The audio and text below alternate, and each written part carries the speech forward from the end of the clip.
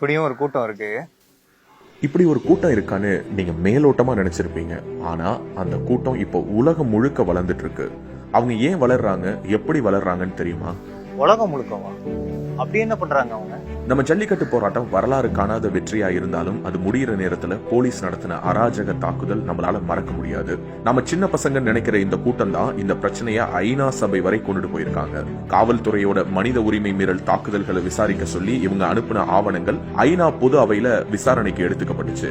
இது மட்டும் இல்ல, நம்மளோட எல்லா பிரச்சனைகளையும் ஐநா சபைக்கு கொண்டு போயிருக்காங்க. நீட் தேர்வு, அரசு தேர்வுகள்ல தாய்மொழி நீக்கப்படுறது, மத்திய அரசோட மத ரீதியான செயல்பாடுகள், மாட்டு இறைச்சிக்கான கட்டுப்பாடு, கூடங்குளம் போராட்டத்துக்கு எதிரான வழக்குகள், சிஏஏ பிரச்சனை வர ஐநால பதிவு பண்ணிருக்காங்க. எம்எல்ஏ, எம்பிலாம் கூட இதை கண்டும் காணாம இருக்கிறப்போ சாதாரண ஆளுங்க இவங்க எப்படி இதை சர்வதேச சபை கொண்டு போறாங்க? யார் இவங்க? ஒரு ஸ்கூல் ஸ்டூடெண்ட் கிட்ட நீ சிஎம் ஆனா என்ன செய்வேன்னு கேட்டா என்ன சொல்லும்? லஞ்சம், ஊழல் எல்லாம் ஒழிப்புன்னு சொல்லுவோம். சிஎம் ஆகாமலே இவங்க அதை செஞ்சுட்டு இருக்காங்க. உங்களுக்கு லைசன்ஸ், ரேஷன் கார்டு எது வேணும்னாலும் இவங்க கிட்ட சொன்னா லஞ்சம் கொடுக்காம அதை வாங்கி தருவாங்க. தெரியாம ஏற்கனவே பணம் கொடுத்து வாங்கிட்டேன். பரவாயில்ல, எந்த ஆபீஸ்ல யாருக்கு கொடுத்தீங்கன்னு சொல்லுங்க, அதையும் திரும்ப வாங்கி தருவாங்க. ஆச்சரியமா இருக்கா? இதுவரை மொத்தம் 27 லட்சம் ரூபாய் லஞ்சமா கொடுத்த பணத்தை திரும்ப வாங்கி கொடுத்திருக்காங்க. தல, அவங்க நம்பர் இருந்தா கொடுங்க தல. கடைசியா லிங்க் வரும், அதுல மொத்த டீடைல்ஸும் வரும், எடுத்துக்கோங்க. சரி தல.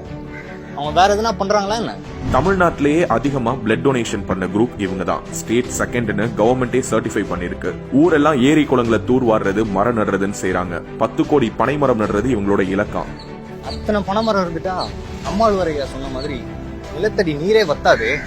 இயற்கையை பாதுகாக்கணும்னு இப்படி பல வேலைகளை செஞ்சுட்டு இருக்கும் போது மலை வளத்தை அழிச்சு, விளைநிலத்தை அழிச்சு 8 வழிச்சாலை போட விட்டுருவாங்களா என்ன? நீதிமன்றத்துல வழக்கு போட்டு வாதாடி அதை வென்று முடிச்சது இவங்க தான். நம்ம பெருமை மிக்க அடையாளம்னு சொல்ற 1000 வருட சொத்து தஞ்சை பெரிய கோவில், அங்க தமிழ்ல குடமுழுக்கு நடத்தணும்னு இவங்க நீதிமன்றத்துல சட்ட போராட்டம் நடத்தி 800 ஆண்டுகளுக்கு பிறகு பெரிய கோயில் கோபுரத்துல தமிழ் ஒழிச்சிருக்கு. இன்னும் ஏகப்பட்ட போராட்டங்கள். காவிரி மேலாண்மை வாரியம் அமைக்கணும்னு இவங்க போராடினது அமெரிக்க பத்திரிகையான தி நியூயார்க் டைம்ஸ்ல வந்துச்சு. நெடுவாசல் ஹைட்ரோ கார்பன் போராட்டம், தூத்துக்குடி ஸ்டெர்லைட் போராட்டம்னு பல பேர் கைதாகி வழக்குகள் வாங்கியிருக்காங்க. தூத்துக்குடி போராட்டத்தில் நடந்த துப்பாக்கி சூட்ல இவங்க நிறுத்தின பெண் வேட்பாளர் காயம் பட்டிருக்காங்க. வேட்பாளரா? அரசியல் கட்சியா? செலிபிரிட்டி வேல்யூ இல்லாத, அரசியல் பின்புலம் இல்லாத சாதாரண ஆளுங்க எப்படி அரசியல் பண்ண முடியும்? இல்ல அந்த மாதிரி செலிபிரிட்டிஸோ அரசியல் வாரிசுங்களோ இப்படிதான் ரத்தம் கொடுத்து காயம்பட்டு மக்களுக்கு சேவை செய்ய போறாங்களா? கரெக்ட்.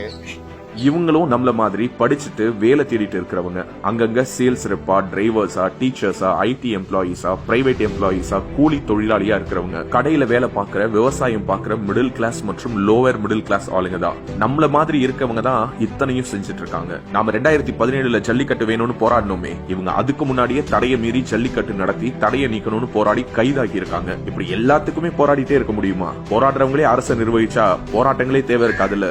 அதுக்கு தேர்தல் இவங்க அதையும் விட்டு வைக்கல. ஒரு தேர்தல் விடாம எல்லா தேர்தலையும் போட்டியிட்டாங்க. 3 வருஷத்துல 4 மடங்கு அதிகம் ஓட்டு வாங்கியிருக்காங்க. 17 லட்சம் வாக்குகள். ஓட்டு காசு கொடுக்காம, செலிபிரிட்டி வேல்யூவே இல்லாம எப்படிங்க இவ்வளவு ஓட்டு விழும்? திட்டங்கள் தான். தேர்தல் அறிக்கையில இவங்க முன் வச்ச நல்ல திட்டங்களை பார்த்து பக்கத்து மாநிலங்கள்ல நிறைவேற்ற ஆரம்பிச்சிட்டாங்க. உதாரணமா மீனவர் பாதுகாப்புக்காக நெய்தல் படை அமைக்கப்படும் சொன்னாங்க. கேரளாவில நெய்தல் படை அமைச்சிட்டாங்க. இவங்களோட ட்ரேட்மார்க்கே இவங்க முன்வைக்கிற தற்சார்பு பொருளாதார கொள்கை தான். சந்தை பொருளாதாரம் அந்நிய முதலாளிகளுக்கானது, தற்சார்பு பொருளாதாரம் தான் நம் நாட்டுக்கும் மக்களுக்குமானதுன்னு பல வருஷமா சொல்லிட்டு இருக்காங்க. கொரோனா தாக்கத்துக்கு அப்புறம் தான் மத்திய அரசுக்கே இது புரியுது. இந்த மாதிரி தொலைநோக்கு பார்வையோட பல திட்டங்களை முன் வச்சிருக்காங்க. கல்வி, மருத்துவம், பாலின சமத்துவம்னு எல்லாத்துக்கும் புது திட்டங்கள் வகுத்து சொல்லியிருக்காங்க. வரலாற்றிலேயே முதல் முறையா நாடாளுமன்ற தேர்தல்ல பெண்களுக்கு 50% இடஒதுக்கீடு கொடுத்தாங்க. 2021 சட்டமன்ற தேர்தலையும் 117 பெண் வேட்பாளர்கள், 117 ஆண் வேட்பாளர்கள்னு இப்பவே அறிவிச்சிட்டாங்க. எல்லாத்துக்கும் மேல இவங்க சந்திச்ச 3 தேர்தலையும் ஒத்தையா தான் போட்டிட்டாங்க. சட்டமன்ற தேர்தல், நாடாளுமன்ற தேர்தல், இடைத்தேர்தல் எதுலயுமே கூட்டணி கிடையாது. யாரை எதிர்த்து போராடுறோமோ அவங்க கூடவே எப்படி கூட்டணி வைக்க முடியும்? மத்த எல்லா கட்சிகளும் அப்படி கூட்டணி வைக்கலாம். ஏன்னா அவங்க பண்றது அரசியல். ஆனா இவங்க பண்றது புரட்சி. அரசியல் என்பது முழுக்க முழுக்க மக்களுக்கான சேவைதான்.